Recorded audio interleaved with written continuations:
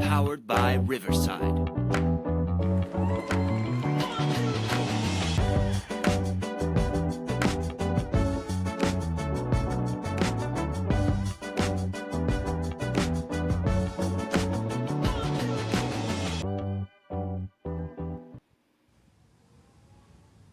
All right.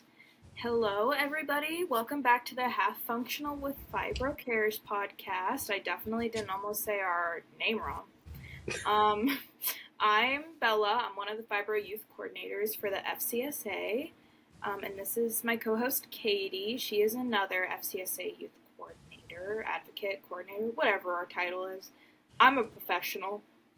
And today we kind of have a really exciting episode because we're going to be talking about going back to school and fibro and how to manage that. Since this is a Fibro Youth podcast specifically, we're going to talk about our experiences going back to school, what we've learned, how we've coped, general studies that prove that you're not crazy if back to school season makes you flare like crazy. It's stressful for everyone, let alone people who have fibro or chronic illnesses or disabilities. So you should get, your coffee mugs ready that say coffee, mascara, Jesus. This is my mother's. I'm still at home. This is going to be my last podcast at home probably for a while. So you won't see the teal room anymore. But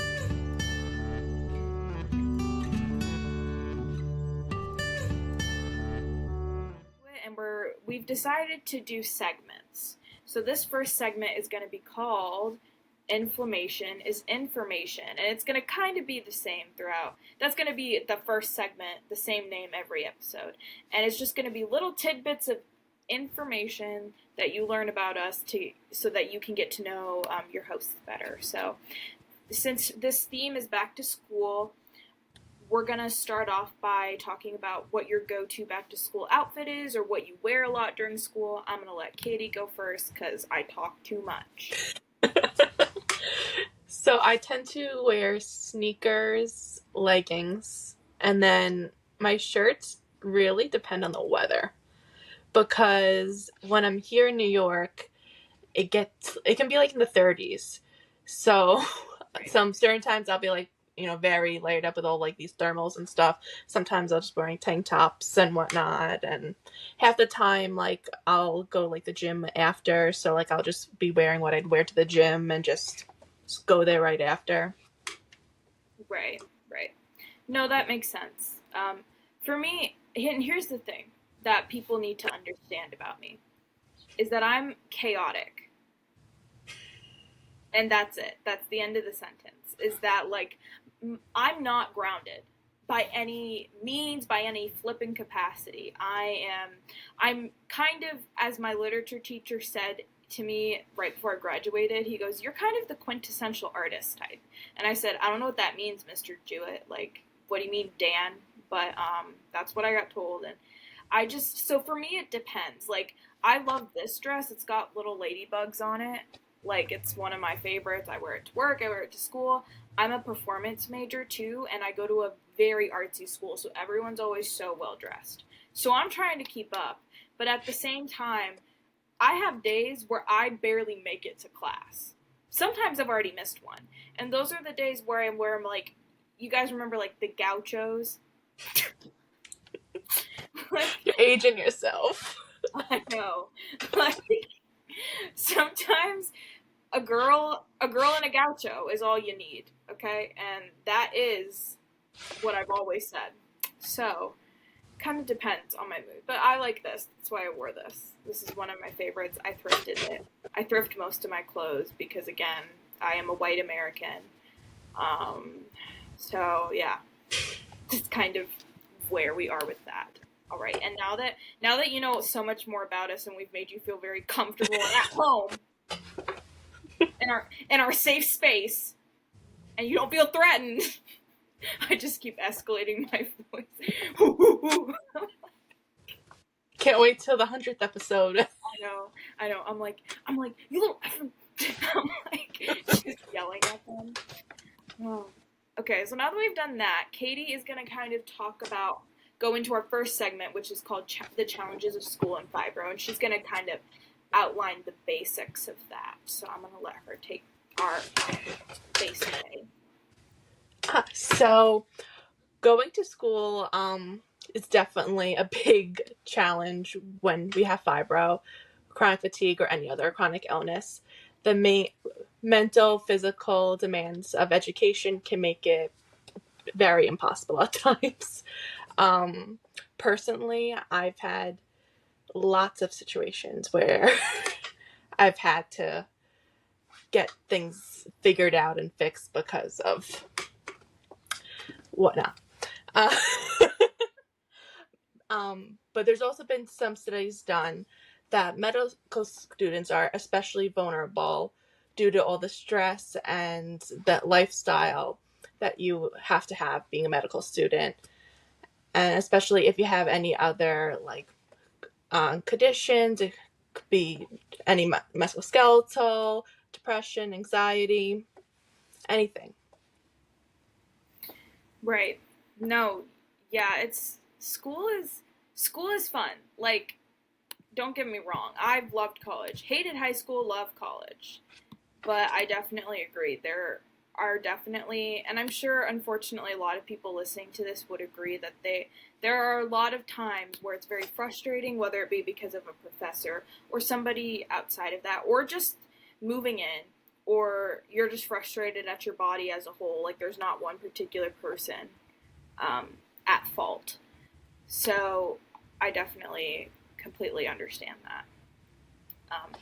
So now we're going to kind of shift into talking about the physical and mental challenges that come with fibro, because at the core, those are pretty much the two basic foundations. I'm really trying not to say and it's like not working for me today.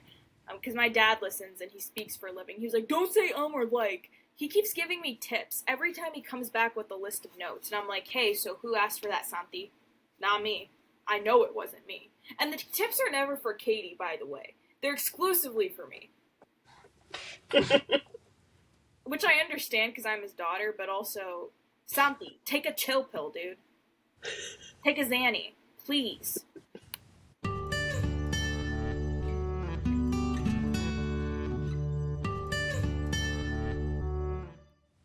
Anyways, Katie's gonna talk about the physical aspects or the physical challenges rather, of going to school while having fibro or any kind of chronic illness, and then I'll talk about more of the mental aspects of everything.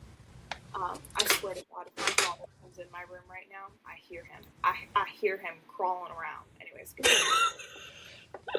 because he knows it's recording. Yes. He's got impeccable timing. Go on, Katie. So the physical. Basically just the ability to do anything and everything. Just walking around, flare-ups being super easy from all the walking. I know my campus is miles long, where I had to get a handicap pass just to be able to get to class because of flare-ups. Just events and just life is always, it's not so simple. You're always on the go doing things. I like to say I live out of my car. But it's just the life of a college student. Yeah, for sure. Life out of my car. You're one of those TikTokers who's like a nomad, and they're like, "This is how to live out of your van with your 3 dogs and your really tiny home." That's what I immediately thought of, and I think it's because my mom wants a tiny house now, and we can't do that. We're Cuban, and they're hoarders.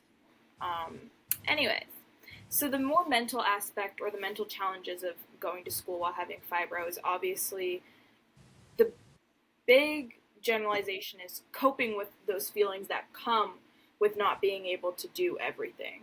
I really have to burp. It passed. We're good. We're good, team. We're good. We're good.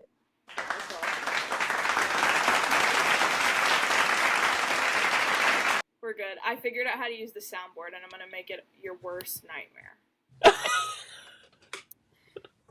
we have a soundboard now, guys. I'm gonna start adding sound bites of myself in there.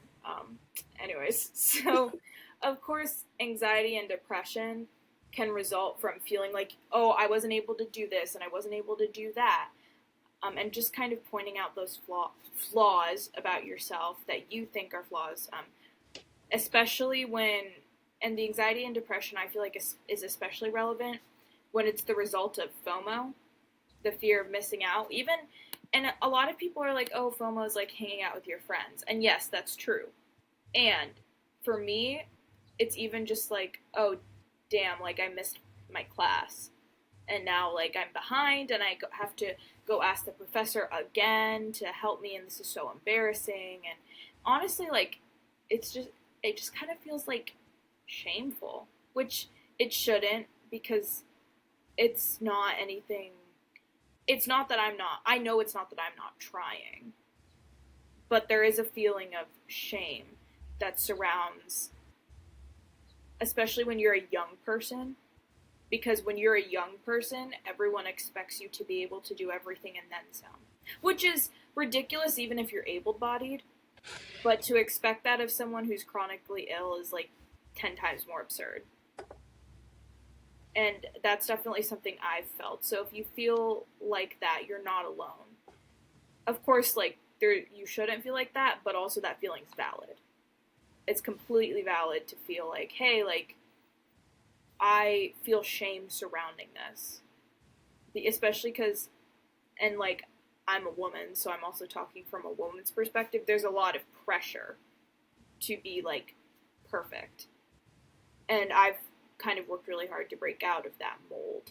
But I don't know, Katie, what your experience is, but it's definitely tough when you're young and you have fibro and you fit into all these other different kinds of identities to keep up with everything.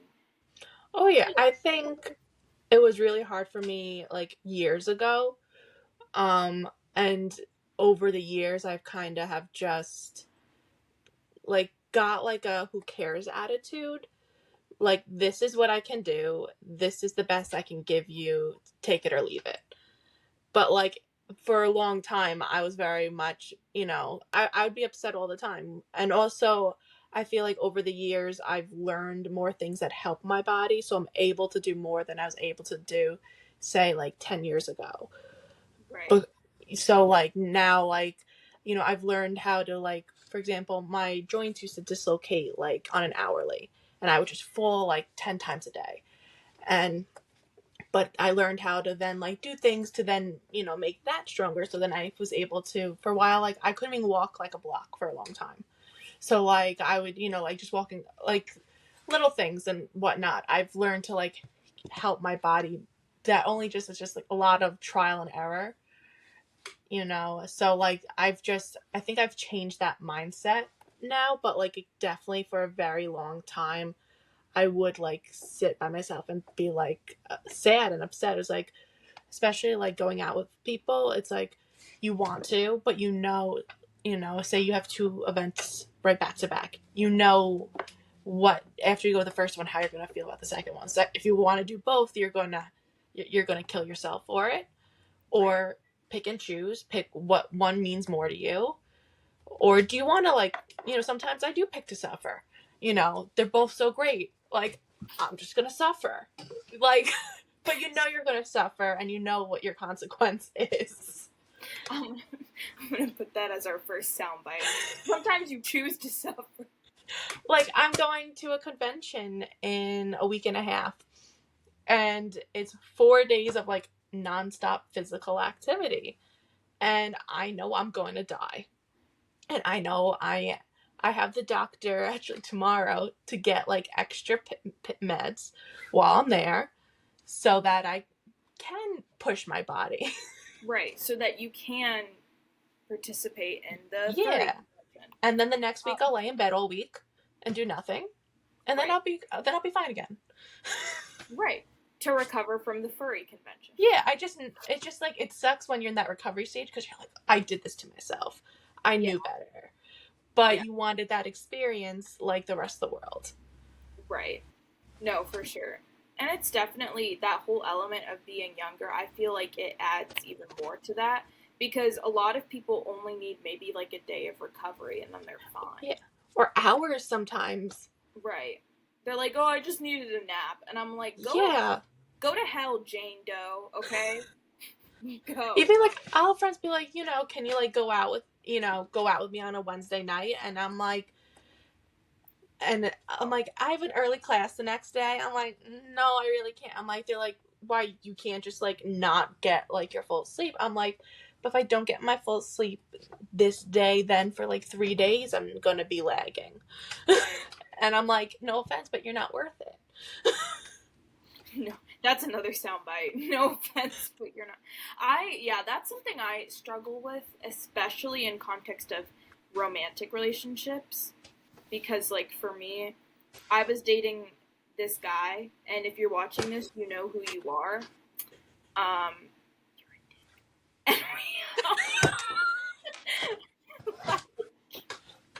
Just to let you know, if you didn't get the vibe from me during our last conversation, when you returned my necklace 2 months after we broke up, anyways. So, I really wanted to tell him to give it to his next girlfriend, but I thought that was a bit much. Anyways, he just, like, he was immature. And I am only 20. So for me, dating a 19, 20-year-old man is the equivalent of dating, like, a 12-year-old boy. Not in a pedophile way. Don't make it like that. Don't make it like that, okay? It's not like that. That's not what I said. It just, in terms of their maturity level, like, it's just Noasaki. It's not there. And so he didn't understand that, like, he would just, like, was very kind of hot and cold. And I kept trying to tell him, I was like, hey, if you have a problem, that's fine. Just tell me and talk about it. Because when you do this thing, I'll recover emotionally, but then the moment I'm done recovering emotionally, then I have to recover physically. Because the moment you're done recovering emotionally and, like, your mental health is starting to get back up, you're like, damn, actually my body feels a little crusty and busty. Actually, my joints really hurt and I'm exhausted. Like, you have exhausted me. And it's like it's not just like oh, like, I'm tired, like, college kid exhaustion. It's like, no, like, I'm not going to be able to leave my bed for 3 days because my body has taken such a hit from you telling me that I'm not allowed to ask you for reassurance, which is a real thing he did. So, really did say that. It was very odd, and I don't appreciate it. But that's also hard for me to learn, especially going back to school and in college, because college is so much about balancing relationships and, internships and jobs and classes and how do you pick and choose. And it really is, at the end of the day, what's worth it to you. And there's not like a right or wrong answer. It is up to you. But you do have to prioritize. For sure. Again, I really have to burp. Anyways. Okay, did it. I tried to make it quiet. And that kind of leads right into my next point that I wrote down, which is not getting stuck in that cycle of where, like, you're overworking and you're doing this and that and the other, and you're going to this event, this convention, you have an early class, which leads you to stress. And overworking and stress is the perfect combination for the storm of a debilitating flare-up, which leads to that feeling of, when you're in recovery, it can be very isolating. It can be very lonely, which of course leads to that depression and that anxiety, which then causes more stress. Then you're flaring, then you're missing more classes. You're just getting sucked into a rabbit hole.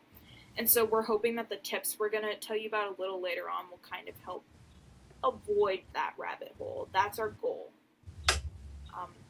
And the last point is, obviously, this also is all just about stress, pretty much. And everyone's like, manage your stress. And, like, I hate saying that because, A, cringe, but it's also like, okay, but just knocked my phone over. Ignore that. Like, I got too passionate. But it's also like, how do you do that, bestie? Like, okay, so thanks for that, Karen, on Water Talk. Y'all heard of that?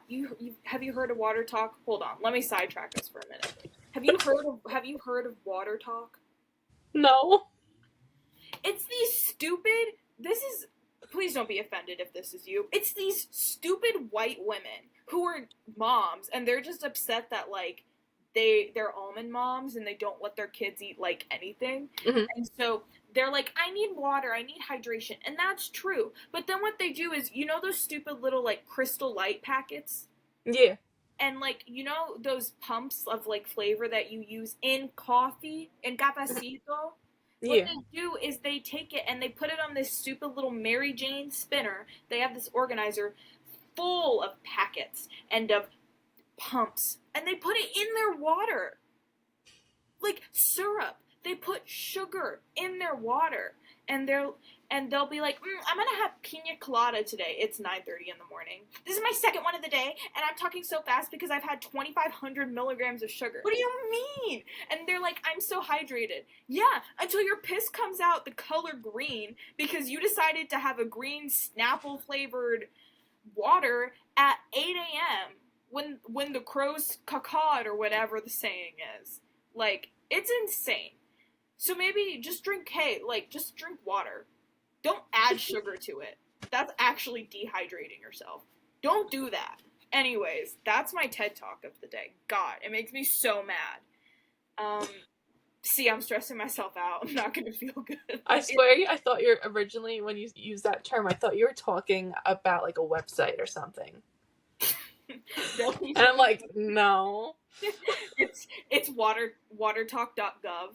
It's like a government. I'm like, no, I must be behind.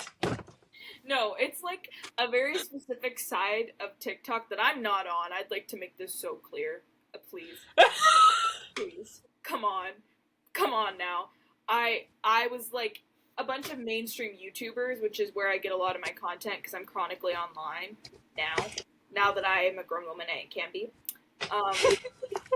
is like that they're like reviewing these waters and they're like, oh, it tastes pretty good. And it's like, yeah, it does. It does taste good. Rhett and Link from Good Mythical Morning. And you want to know why? Because it's sugar.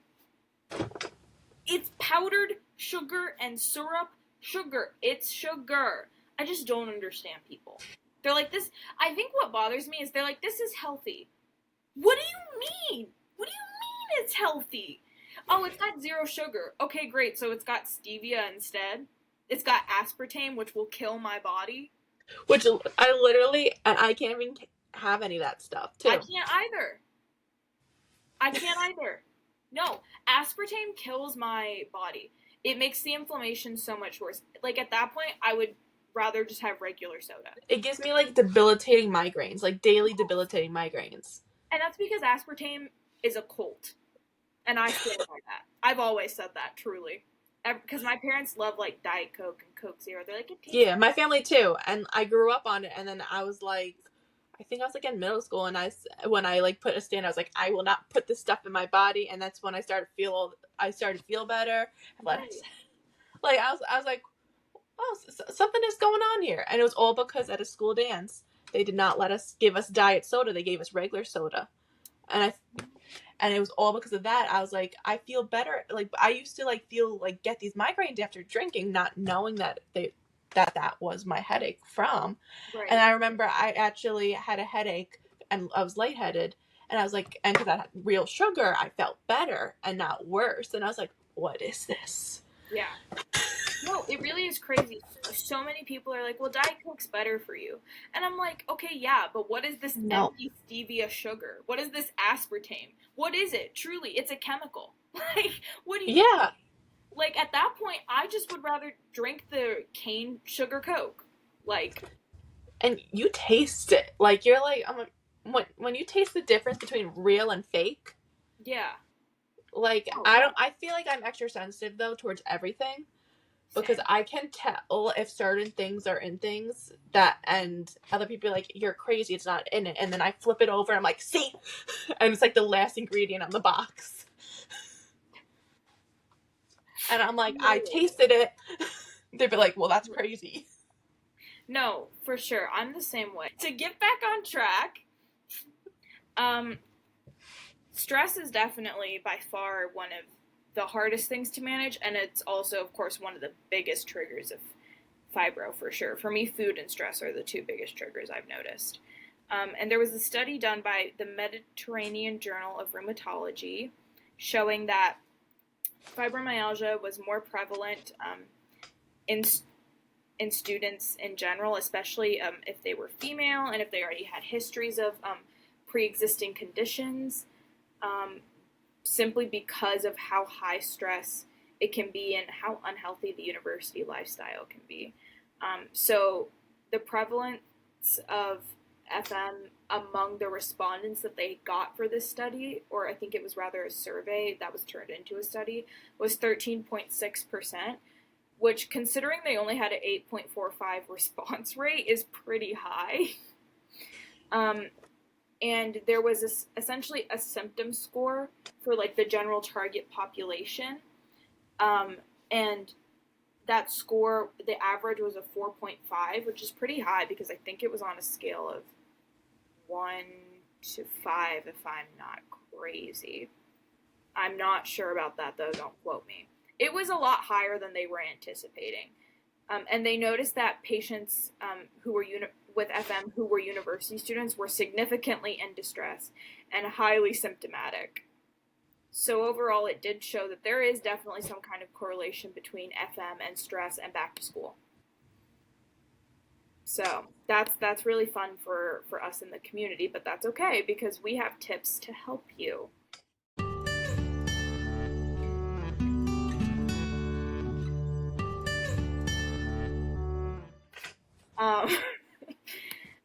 So now that we've done that, we're going to talk about our experiences and the tips that we have for you. We're going to kind of maybe go over our top 5, and if we evolve into another conversation, that's where we'll go. Because that happens often because I can't shut up. So Katie is going to kind of talk to you guys first about the things she's learned, the tips she has, all that good stuff. So Katie?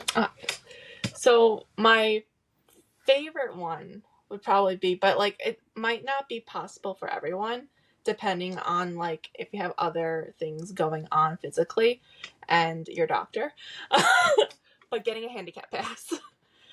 It was a struggle to get, but once I had that pass, things got a lot easier because I was able to park right in front of the building that I had to go at, and I will change my car. I will make sure I have at least, if it's to the other side of campus, I make sure I have a big enough break where I can change my car to the handicap spot at the other building. So I always able to have the closest possible spot and the least amount of walking that there can be.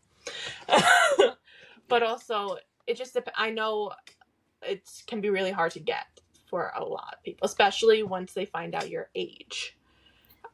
So like, that was my biggest hurdle, was my age. So, because honestly, if I went to anyone, if I was older with the same exact problems, any doctor would hand it out to me like candy.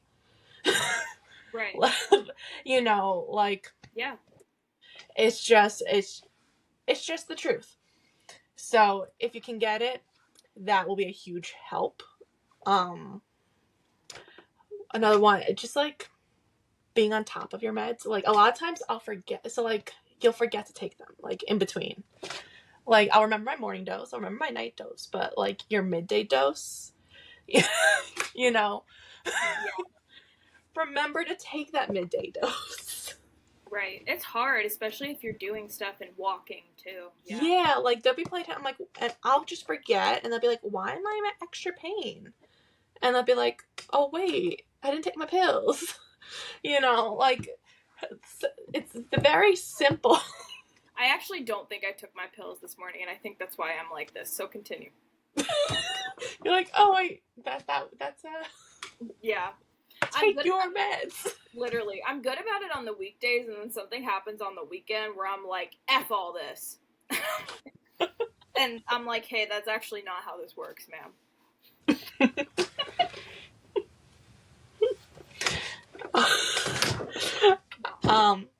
Also, like topicals, like I always have a topical in my bag with me. So like, because you never know. Yeah. You know, you don't know. I always have breaks scheduled out. So what you don't do. I have it just on my regular, like what you don't do. What you don't do, what you don't know, is that I...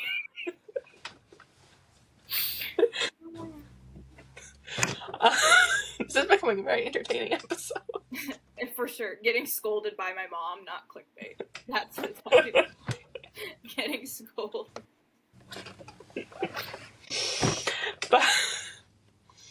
But I'll have everything put on my phone. Just like the regular phone calendar. Have everything to the T scheduled out. Even I'll have out when like I'll be doing certain assignments, when I'll have my breaks scheduled. I'll have literally like, it looks obsessive and it looks like something's probably wrong with me. But it's what I need. It calms the anxiety because for example, like, no, say you have like 5 assignments due, but you have in your phone, this is when you're going to do them. You have a plan already in your head. And if you have anxiety about it, you can randomly just open up your phone and be like, no, you're fine. And you can always revise the things you have like written down, except for obviously certain other things not. Like, like I'll have like my gym written out, like when I plan to go to the gym in it. But if I don't feel like it, I can just delete it. Like if it's not that important, like, let's be real. If I need a little extra break, I'll change things around. You can do things, but like having it all planned out helps to like calm the anxiety and the stress and just get the things done to the best you can. Right. No, for sure. But no, I mean, yeah, I think those are all very helpful. And I think that also lends to the fact that the tips and tricks that help you, they don't have to be super big, monumental things. They can be hard to get, like the handicap pass. It was hard for me to get that too. I'm actually trying to get mine renewed, and it's been a pain in the booty hole. Is it through your regular doctor? Yeah, or through like. It's just been hard. Like, I'm about to switch rheumatologist because this one is like, Mm-hmm. It's not that the provider isn't. It's not that she's bad. She's actually a great doctor. She's just done all that she can for me, and she's getting to the point where she has so many patients that it's hard for me to even like actually get through to her. So, that's a fun little time. But yeah, I think I just have to message through the patient portal again. Fun times, fun spoony things. We all know about the world of patient portals and waiting to get a prescription refilled, your handicap tag renewed, yada yada yada. All that fun stuff. But yeah, it doesn't have to be anything monumental. It just has to be something that works for you.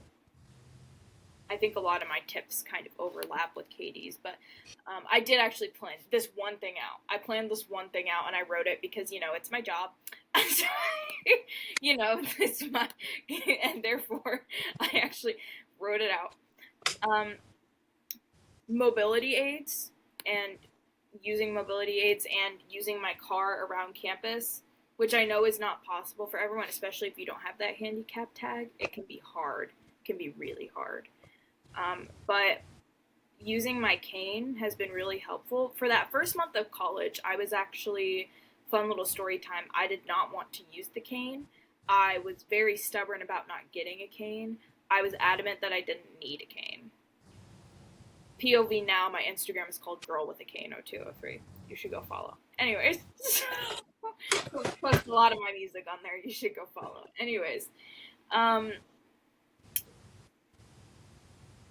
really just didn't. I kind of went to college and was like, I'm not going to tell anybody anything about my life, my past, what I've been through, or my fibro. Which, that was really stupid, and that only lasted a week because I actually couldn't do it. A week.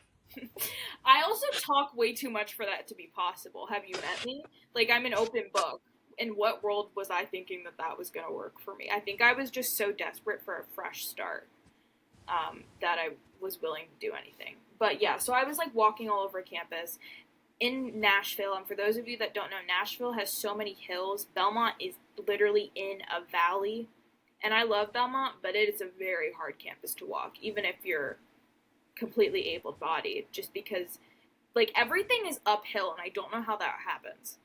Every time you walk, you feel like you're going uphill. Never down. Never down. Only up. It's only up from here. Like, Literally. it's insane. So once I finally, after a month, I finally broke, and I was like, okay, I actually need a cane. Got one from Walmart. Brr, brr, brr, brr, brr. Jesus, so sorry, guys.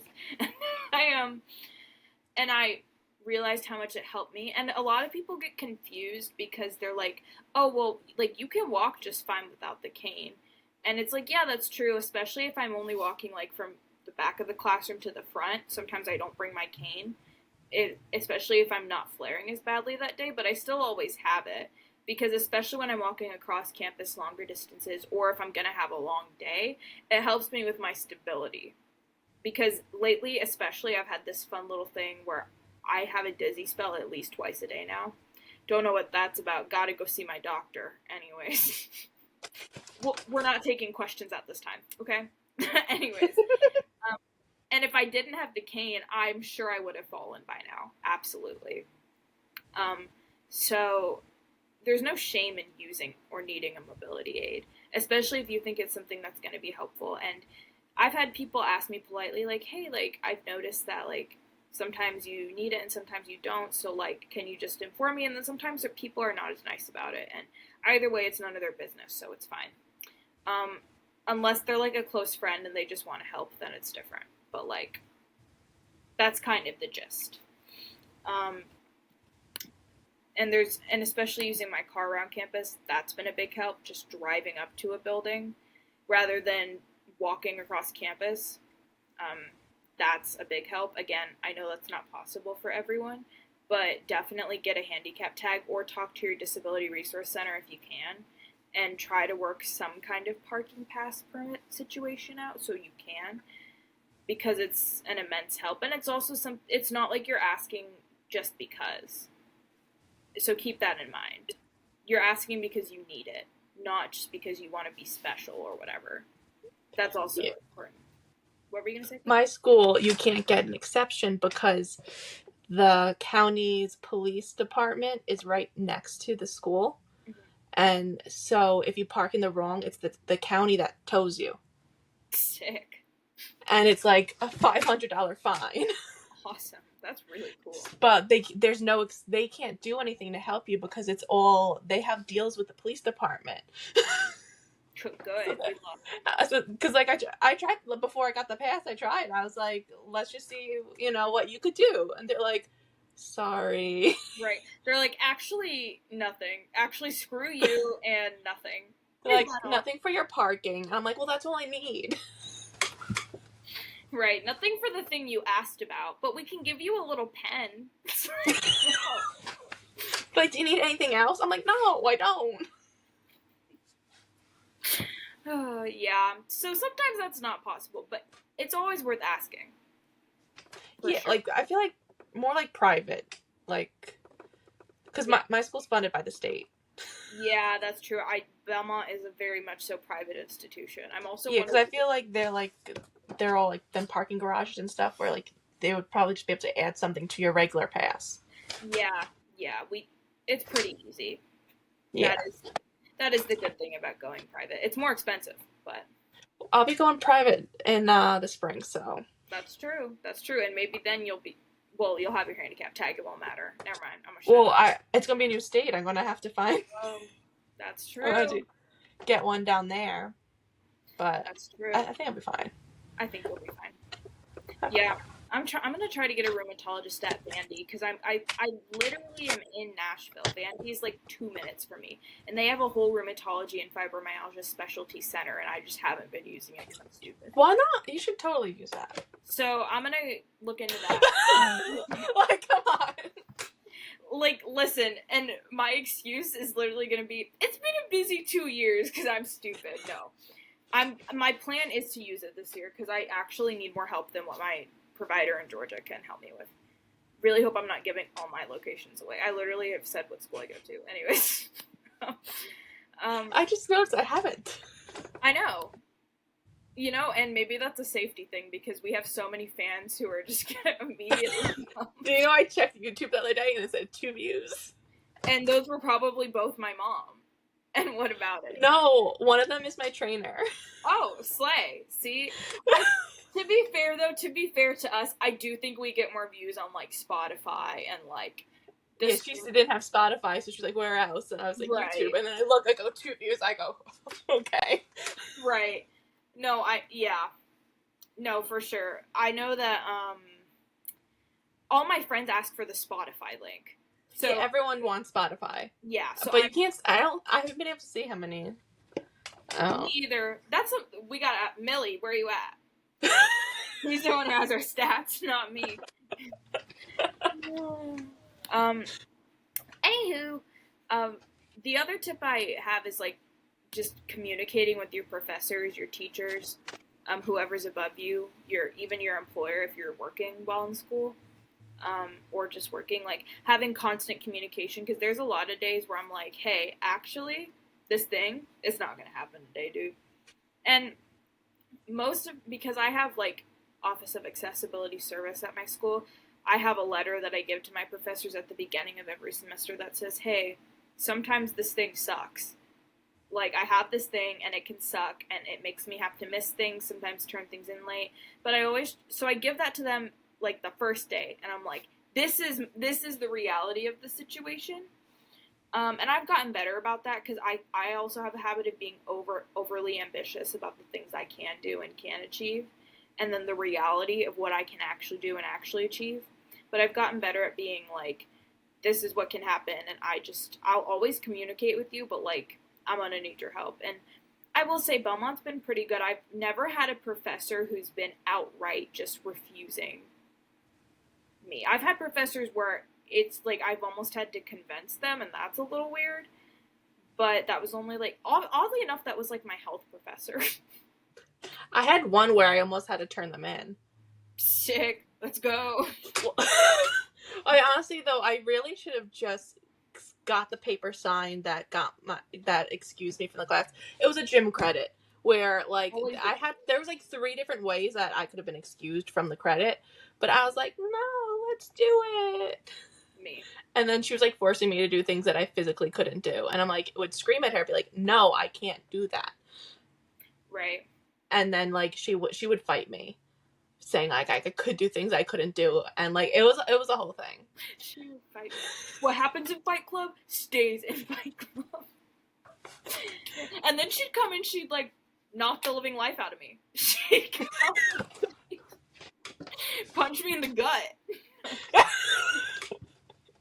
Like, I don't know, that's where my brain immediately went when you said fight.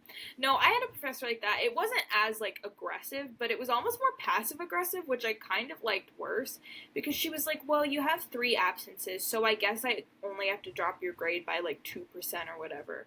And I was like, what do you mean? I was like, what are you talking about? And then Isn't 3 usually the, like, number that you're allowed, though? Yeah. Like, it's like, I feel like almost every class you're allowed 3. Yeah. So, like, what's the problem? You missed the ones you're allowed. Right, literally. No, for sure. And, like, that was the other thing, is she would be like, you guys need to go and do this exercise at home. And I'm like, hey, that's not gonna happen, bestie. You're, like, to be real, we're lucky if I make it to this class at all. Yeah. So, that was my father just slamming a door shut. He's frustrated with our dogs. So have you heard that? Sorry. Anyway. I didn't hear it, so I don't think they will. Nick, I'm so glad I publicly announced it then. Unless I just got some real bad ears, which could be a possibility. That's true. Another thing that I really love is, like, meal planning for myself. I'm lucky enough that, like, now that I'm an upperclassman especially, I have more of an apartment-style dorm, so we have a kitchen. Like, a full kitchen. Mm-hmm. So what I do is, like, because for me personally, the CAF doesn't work out well, which sucks because they force my parents and I to pay for it, even though we've appealed so many times being like, hey, every time, my mom literally wrote a letter saying, Dear Belmont, every time Bella eats at the CAF, she violently has to diarrhea. And it's like, I was like, thanks, Mom. But, like, it's true. Like, I've never felt so constipated, yet so, it's like the perfect That's combination. so weird. Yeah. It's this perfect combination of IBS, both C and D, both letters of the alphabet. Like, it's the weirdest thing. I just find it's just weird that that's like everything there. Yeah, no, and I guess I understand because especially since they're a private school, they don't have the protection that public schools have. So like they have to like give us some access to food, Yeah. so they're not claimed for starving us, which is fair. But also like would much rather meal plan for myself. That is the one thing I plan is like what I'm gonna eat, especially because if I don't plan it, then like I just like don't eat because I have a rough relationship with food, according to my therapist. Didn't know that until she brought it up to me. Anyways, so having a meal plan where I'm like, okay, I can make this on this night and this on this night, but also having it be like easy meals and like pre-making as much stuff as possible, and also having it be real flexible in case something comes up or I actually am flaring on like this day and I need to switch like the quick microwave meal to the meal that I actually have to like fully cook. Yeah. That's helped me a lot, especially because like food is one of my biggest triggers. I've noticed like this sounds so like obvious, but it is true. Like when you eat poorly, you feel poorly, especially when you have fibro. So that's something that I realized this past year and I kind of really worked on. That was a big part of the reason I went gluten-free like almost, I guess it was 2 years ago now. So that is something that has really helped me. Again, that's something that not everybody will have the capability of doing. But even if you go to the CAF, like just maybe kind of look at the options and be like, okay, realistically, what's something I can eat here that's not going to make me feel terrible? Yeah, like even like I feel like there's always like a salad bar or like sandwiches or like there's always like something that's like you could do. Right. Yeah, no, for sure. And a lot of people at Belmont love the calf. It's not the calf as much as it is my sensitive stomach. I'm a little IBS girl. Also, it could be like sometimes like they might like put preservatives or something in the stuff. I think where like I've had reactions from like pre-cut like fruit and stuff where like from one store and then not the other, where it's like it has to be like just like how they preserve their stuff. Right. Because like even everything shouldn't make you that way. Right.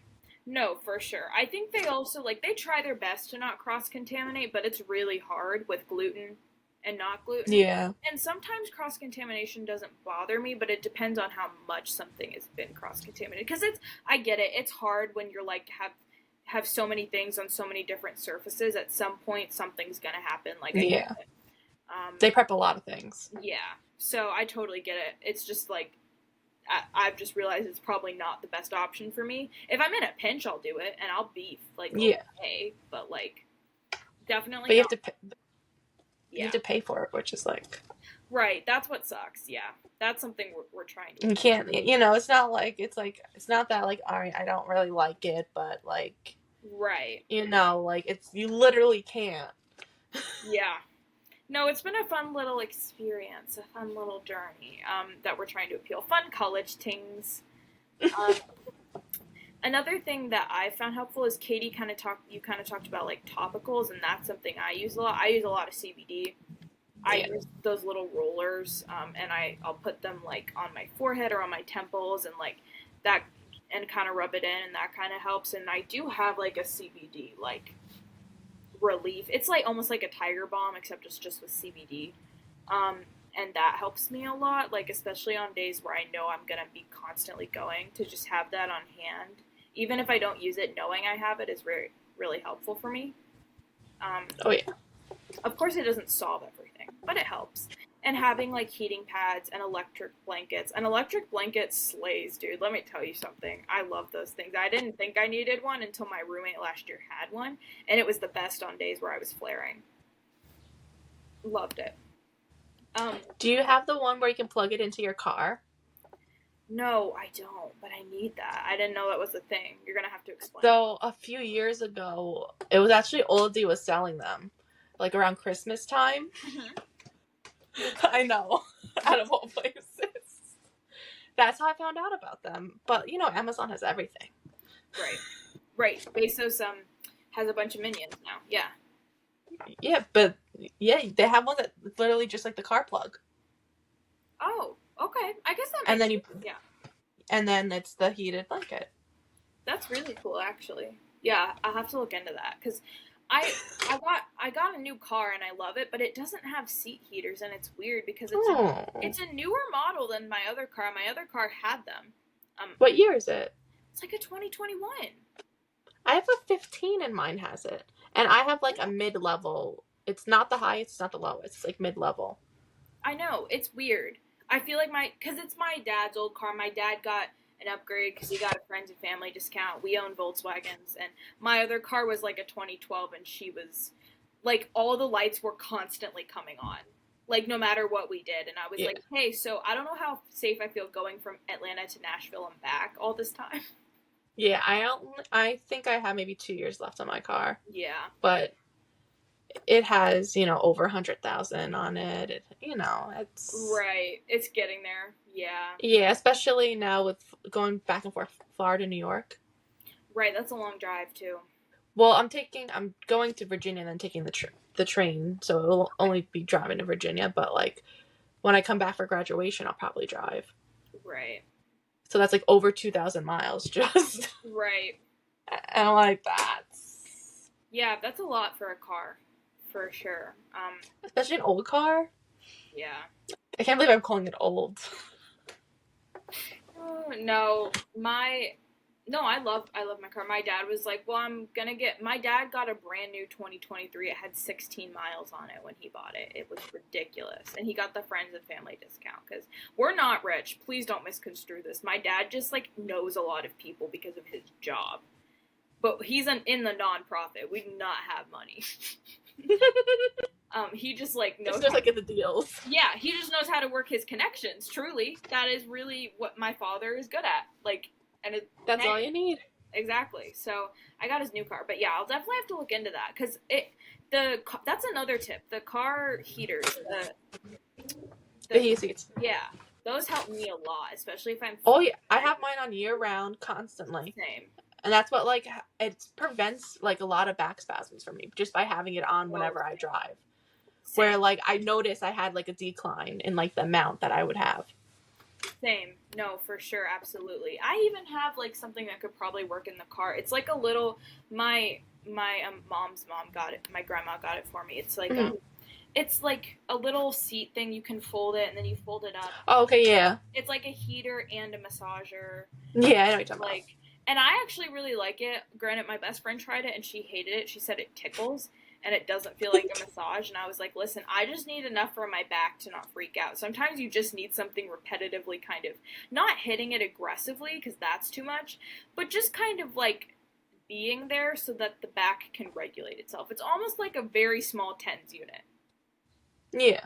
And it works for me. So that's what I have. And of course, my favorite thing is Squishmallows because they're very soft. They're great pillows. I love Squishmallows. I have so many because I'm neurodivergent. Don't judge me. But like having little like kind of tools and gadgets like that, like kind of saying like use technology, like all of that stuff can really help.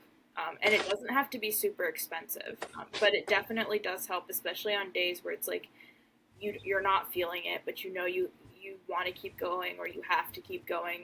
Those can help just enough to take the edge off to get you through the day.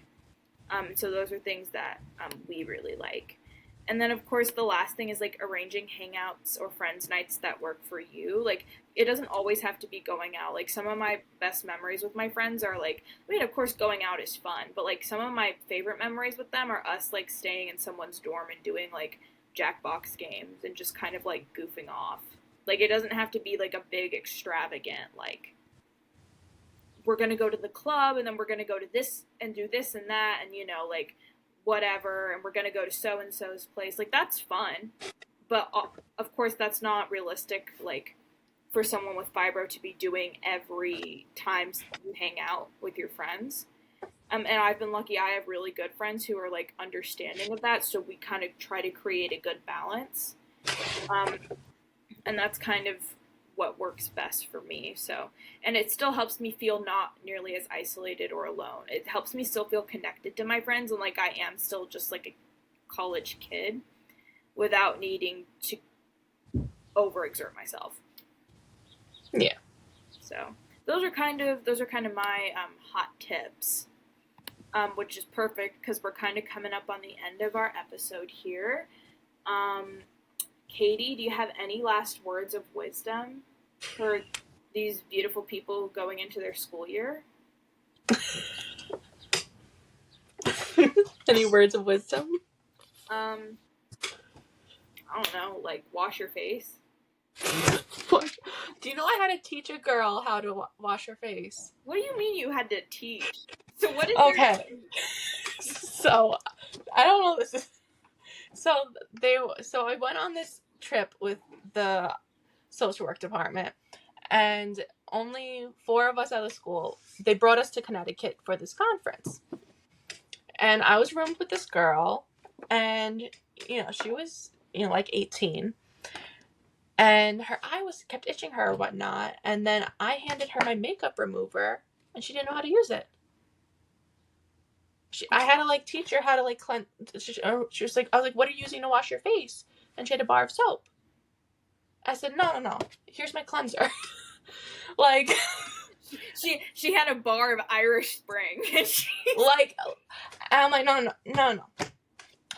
I'm gonna like teach you how to like, properly take your makeup off, wash your face and whatnot. And like, and then like, I was like, no, you take more. She's like, I don't want to, this stuff is expensive. I'm like, it's the little travel size. Also, you can get a basic Neutrogena cleanser for, I kid you not, maybe $6. Like, I'm just like, no. Like, it's fine. And no, I had it. So she was just taking the bar straight to her face? She had like a bar of soap, and she like went to like put the bar of soap on her face. Okay. See, that's some straight white man stuff right there. Is there like, they're like, what do you mean I gotta wash my face? What do you mean I have to floss and brush? Huh? What do you mean I have to separate my whites and my reds? Like, think about it, dude. Like, yeah, that's crazy.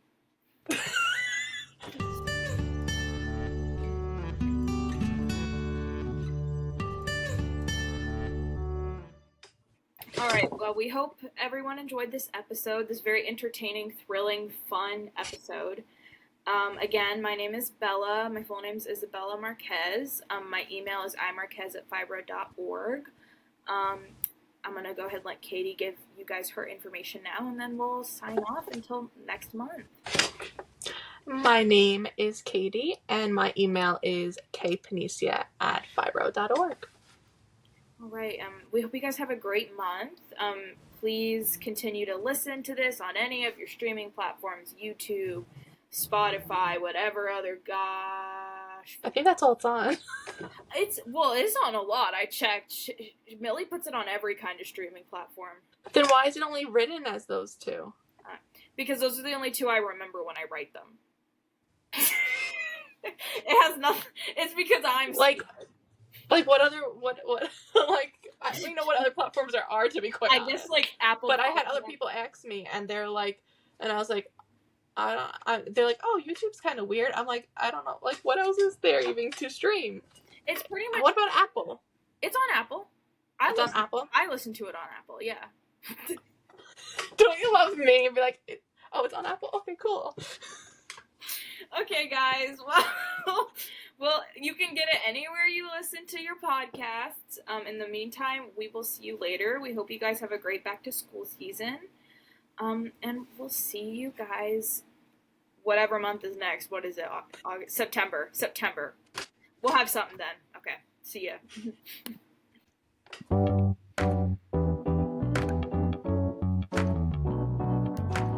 Powered by Riverside.